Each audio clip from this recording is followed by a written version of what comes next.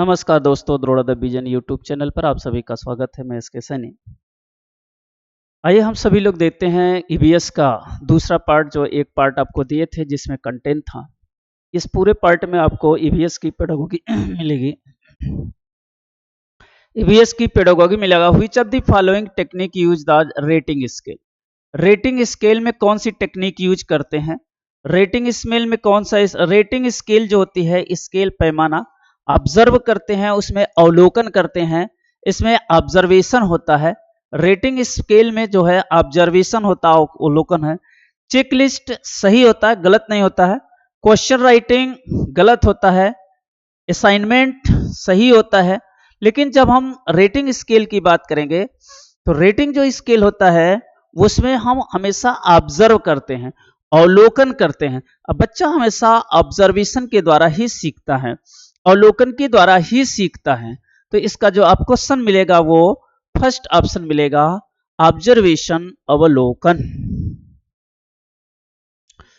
Question number अगला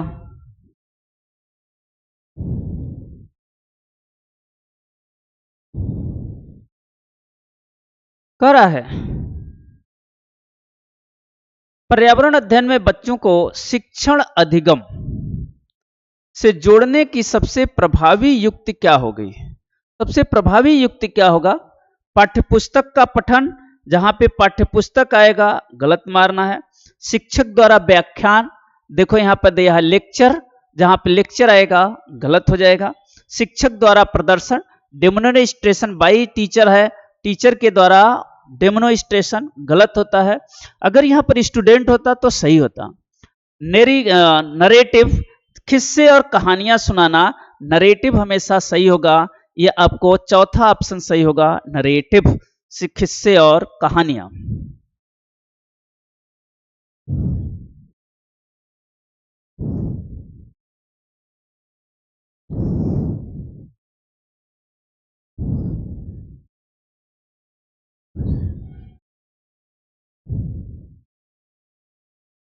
अगला देखिए, निम्नलिखित में कौन सा पर्यावरण अध्ययन को सीखने का रचनात्मक आकलन है?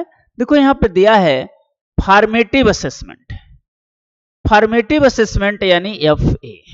एफए के आकलन का कौन सा तरीका है? नहीं पूछा हुआ है, नाट पूछा हुआ है। नाट पूछा हुआ नहीं है तो नहीं। देखो क्रम रेटिंग स्केल होता है एनुअल अचीवमेंट टेस्ट, जहां पे टेस्ट की बात करेगा, एनुअल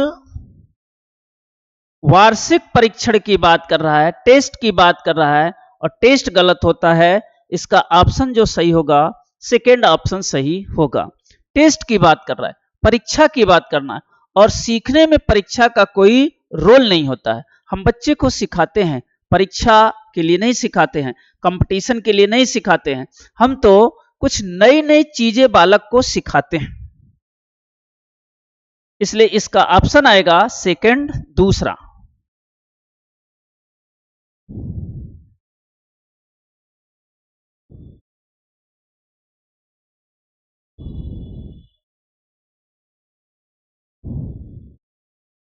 करा है, सुनीता अपने विद्यार्थियों के भारत के समृद्ध वनस्पति और जीवों के बारे में पढ़ाया, उन्हें राष्ट्रीय उद्यान में ले गई। इस शिक्षण विधि से छात्रों को क्या मदद मिलेगी? मौज मस्ती। देखो मौज मस्ती जहां पे आएगा गलत। प्रकृति के प्रति सम्मान विकसित करना, सम्मान विकसित करना वहां पे। कक्षा अधिगम को वास्तविक जीवन, रियल लाइफ से जोड़ना, जिस ऑप्शन में रियल लाइफ होगा वो ऑप्शन सही होगा। हमेशा बालक के रियल लाइफ को, जो क्लास में पढ़ाई है उसको रियल लाइफ से जोड़ने के लिए वहां पे वनस्पति और जीवों के बारे में पढ़ाने के बाद राष्ट्रीय उद्यान ले गई है। तो इसका जो ऑप्शन आएगा वो आएगा थर्ड।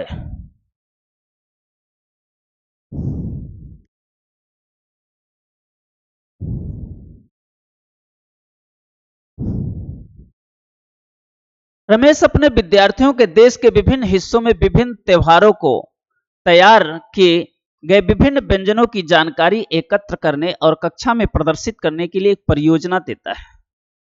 इस गतिविधि का उद्देश्य क्या है?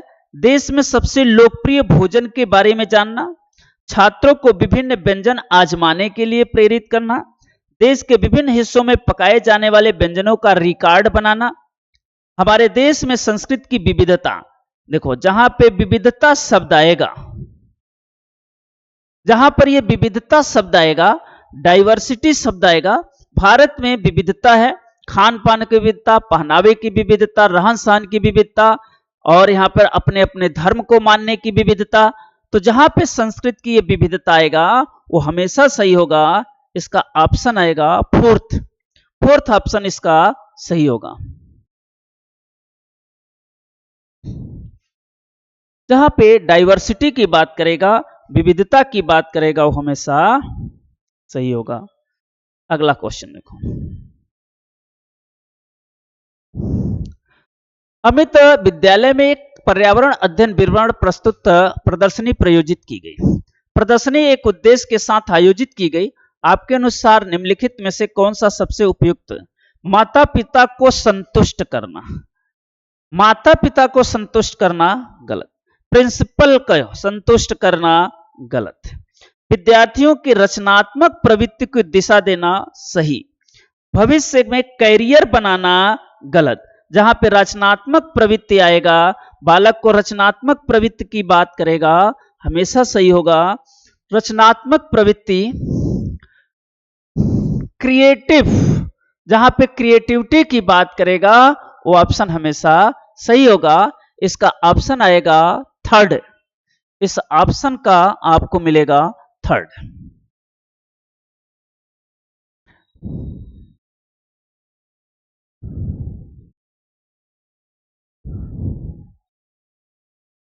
देखो निम्न में से कौन सा उपागम पर्यावरण अध्ययन के संबंधित नहीं पूछा हुआ है? नहीं पूछा हुआ है, हमें नहीं में जवाब देना है। देखो इंटीग्रेट सही होता है, प्रोसेस सही होता है, ऑटोक्रेटिक, ऑटोक्रेटिक माने निरंकुश, और जहां पे निरंकुश आएगा वो गलत होगा।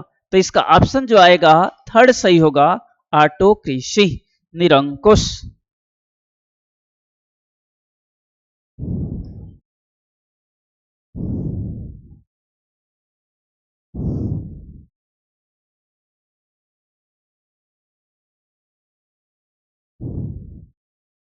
ईबीएस के अधिगम में निम्नलिखित में से किस विधि द्वारा अधिकतर मनोप्रेरक पक्ष विकास होता है?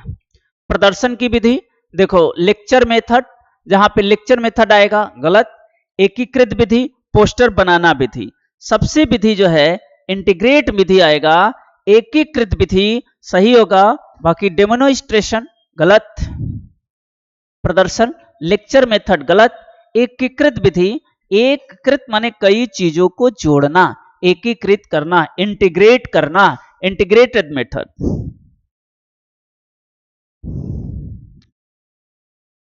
क्वेश्चन देखो, यहां इस टाइप से आपको क्वेश्चन पूछा हुआ है। पर्यावरण अध्ययन में शिक्षण अधिगम निर्भर करता है बच्चों के पूर्व अनुभव पर सही है, संसाधनों के उपलब्धता पर सही है, विद्यालय के प्रदर्शन पर गलत है, बच्चों की जरूरतों पर सही है। तो इसका ए बी और डी, ए बी डी का मतलब हो गया आपको फर्स्ट ऑप्शन सही होगा। ए बी डी इसका मतलब है कि फर्स्ट ऑप्शन आपको सही मिला।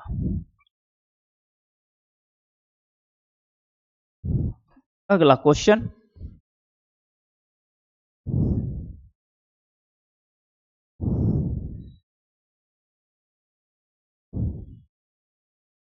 निम्नलिखित पर्यावरण कक्षा में सबसे ज्यादा जरूरी क्या है? सबसे ज्यादा जरूरी क्या है?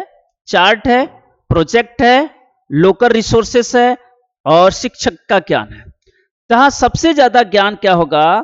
स्थानीय संसाधन, स्थानीय संसाधन के बालक के दैनिक जीवन से जोड़ेगा, बालक के दैनिक जीवन से जुड़ेगा,